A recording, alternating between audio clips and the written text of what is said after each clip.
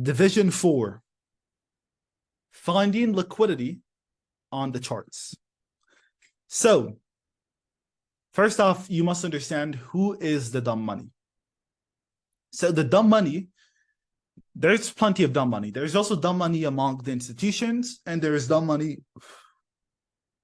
among retail traders, among banks. But the dumb money is mostly, I'm not sure if mostly, but the best community to target as dumb money, to label as dumb money, is retail, because 95% of retail lose money. Dumb money is anyone who is not profitable in these markets. They are dumb money. They're the people who you want to counter. Why are they unprofitable? Because they haven't matured out of their emotions. The only language that all us traders globally speak, globally understand, is emotions.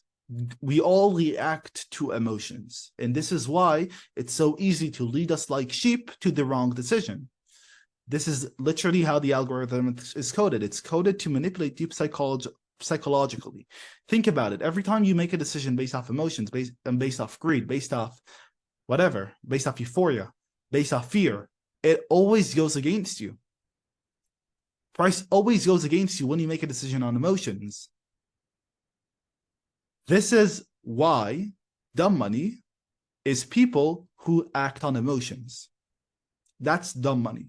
And that is dominantly, dumb money is dominantly, well, retail is dominantly dumb money. 95% of retail are dumb money. Now, this doesn't mean that support and resistance traders are dumb money. Support and resistance traders, you can be profitable with support and resistance, and you can also be profitable with countering support and resistance. It all comes down to how you understand risk management and how you understand probabilities. And do you act on emotions when you apply it or not? Okay. So if you act on emotions when you apply your strategy, no matter how good your strategy is, you're going to lose money. If you don't act on emotions, then you're going to be smart money. Simple as that. Smart money is anyone who has matured out of his emotions and has the right approach. So if your approach is to be profitable and you have matured out of your emotions, then you're going to be smart money. Okay? That's the smart money. Now, who creates liquidity? Well, all of us create liquidity. When I enter a position, when I give cash for an asset, I am offering liquidity, cash, I'm offering liquidity for an asset. And when I exchange the asset for cash, then I am liquidating. I am taking liquidity to liquidate myself. Okay? So me, you, everyone create liquidity, we offer liquidity, and we take liquidity from these markets. We give and take liquidity to these markets. All of us, everyone, absolutely every single one. And price will go against the consensus. Price will go against the consensus among dumb money, because that is where the most profitable move is. So dumb money is sometimes going to be profitable, sometimes they're going to be unprofitable.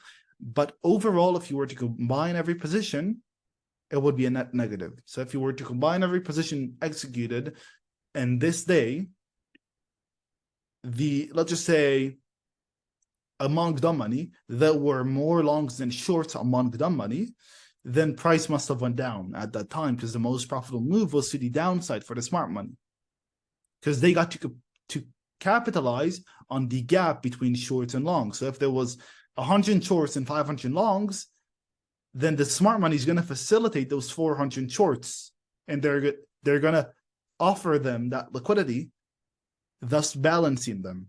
Okay, and then the longs are going to lose money, and the smart money are going to gain money. Okay,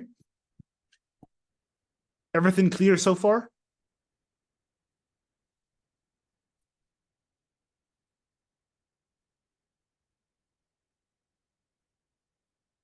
Okay, so now the next thing you must understand is how traders make decisions, because if you want to be able to counter the consensus, then you must understand how traders make decisions.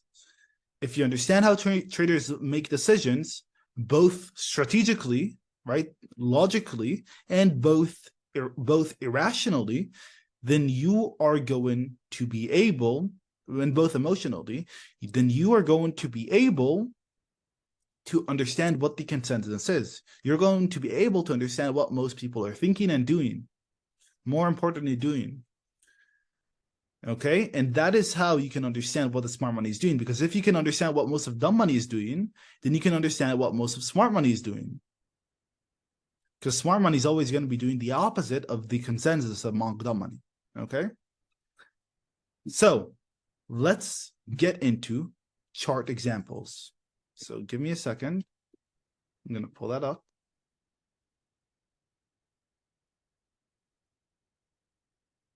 So let's start with this example.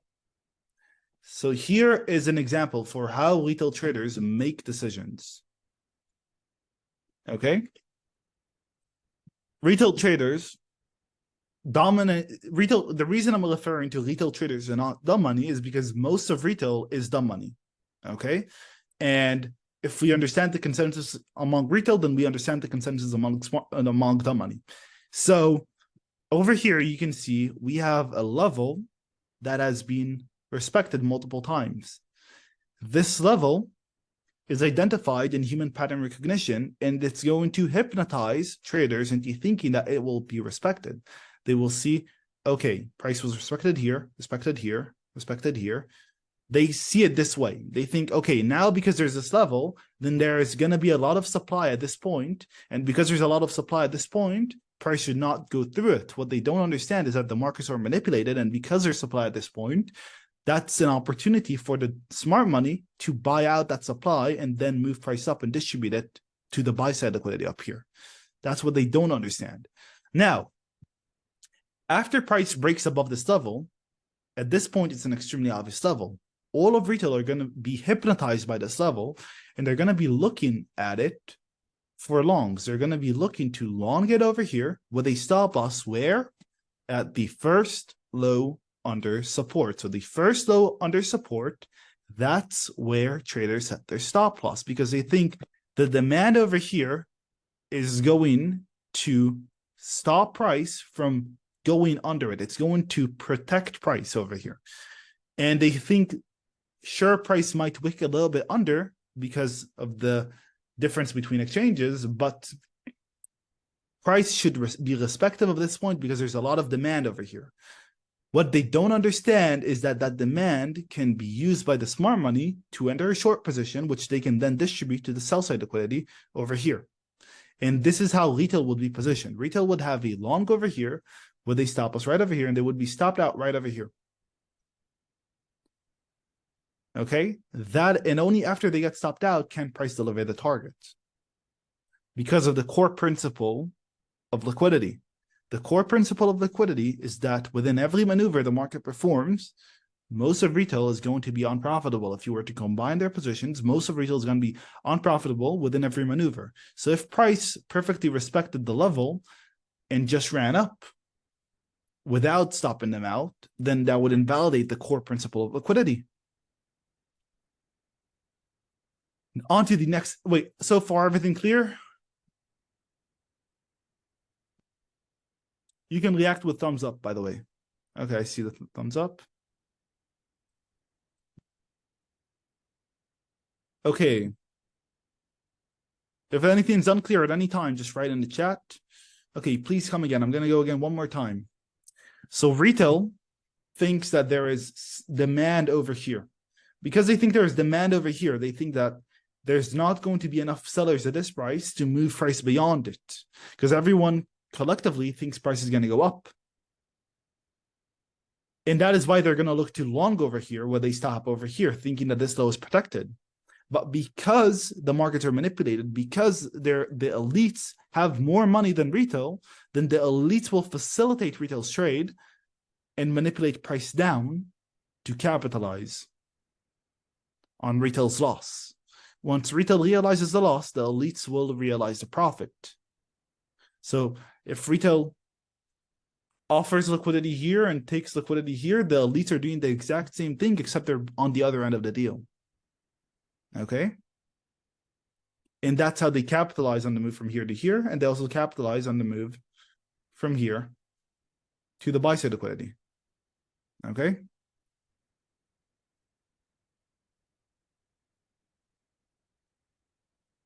We will get into that in the future, into your question. All right, let's continue on to the next example.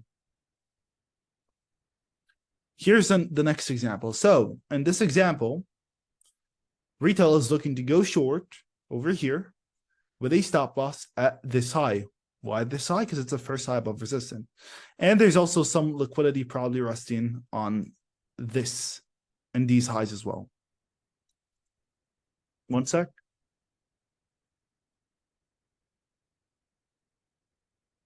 Okay. Oops. 1 second. Just give me a second.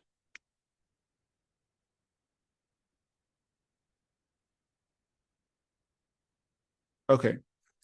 So retail sees this level. They're all hypnotized by this level.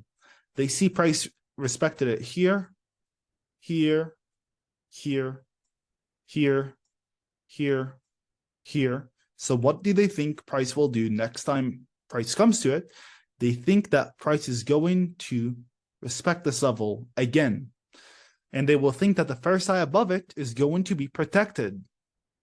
They think it's going to be protected because there's a lot of supply over here. If there's a lot of supply over here, then price should not go beyond it because there's not going to be enough demand over there to match that supply and beyond. Little do they know, the elites have more money than them, and the elites are looking to facilitate their trade. Thus, the elites are going to buy out all of the supply, and they're going to liquidate it at these highs. And only after they liquidate it and capitalize on this loss is only after they do that, only then will they move price down.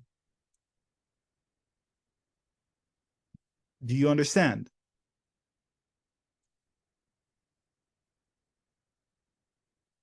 Now, the main thing I want you to take away from here is how retail thinks.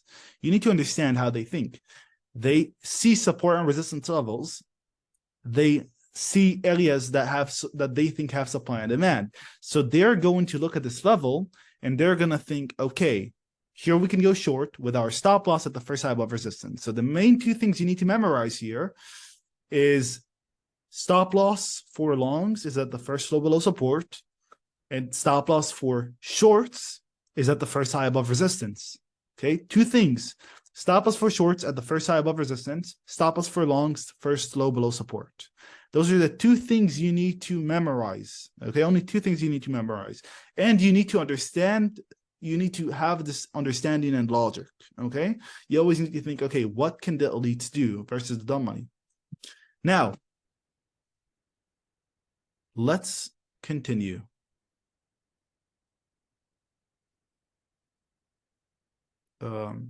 Here.